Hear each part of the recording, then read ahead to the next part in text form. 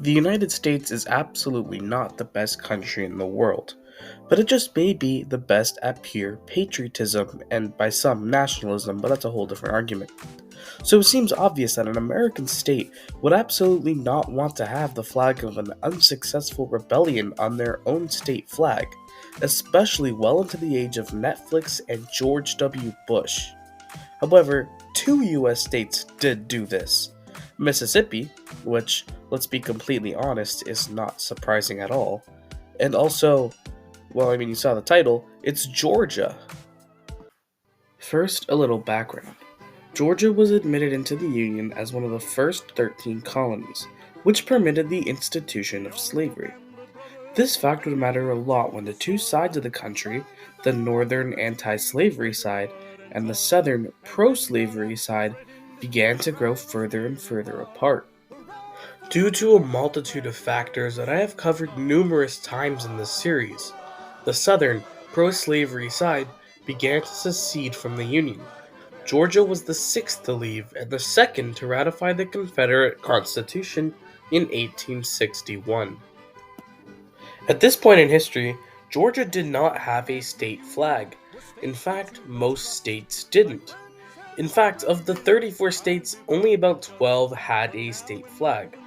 However, most Confederate states either adopted or changed their state flags after secession. Once again, Georgia would not. Georgia was a very important place during the Civil War. Atlanta, the state's capital, was a very important rail and supply hub for the Confederacy. However, likely due to that importance, it was a target by Union generals. Notably, in July of 1864, the Battle of Atlanta was fought, ending in Union victory in September. General William Sherman captured the city, boosting Northern morale and assisting in President Lincoln's re-election bid in November. That same month, 2 months after the full capture, General Sherman commenced his deadly march to the sea, with 3,000 dead from Union and Confederates combined. This left a sour taste in most Georgian minds. Not only that, but in April of 1865, Jefferson Davis, President of the Confederacy, fled south from Richmond, the capital of the Confederacy, to Danville, Virginia, briefly making it the capital. From then, he fled further south to North Carolina and finally Georgia, seeing their leader, whom they loved wholeheartedly, defeated, hiding from the Yankees, left them with the impression that the Americans were evil. You do not get free health care. You do not get free health care. One Georgian citizen was in particular affected by Davis's defeated, tired look in Georgia.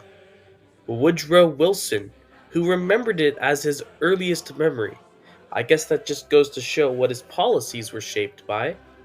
Anyways, Georgians were very sympathetic to the Confederate cause way after it was already gone. This led Georgia to modeling their state flag after the bars and stars design of the CSA, although without directly putting the Confederate cross on their flag.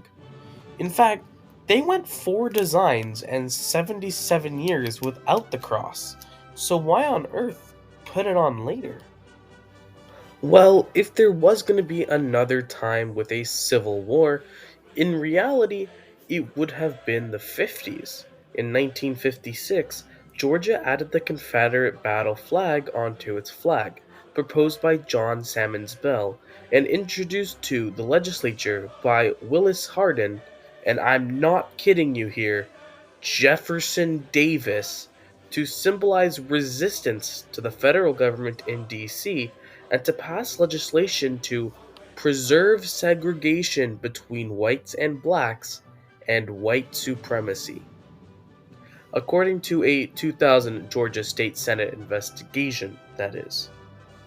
Finally, in 2001, Governor Roy Barnes signed an order to implement a new state flag immediately due to pressures caused by civil rights groups because, well, obviously.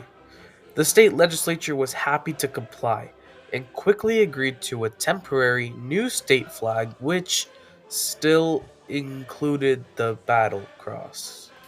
However, in 2003, finally, Georgia officially removed the Confederate battle cross in favor of this state flag.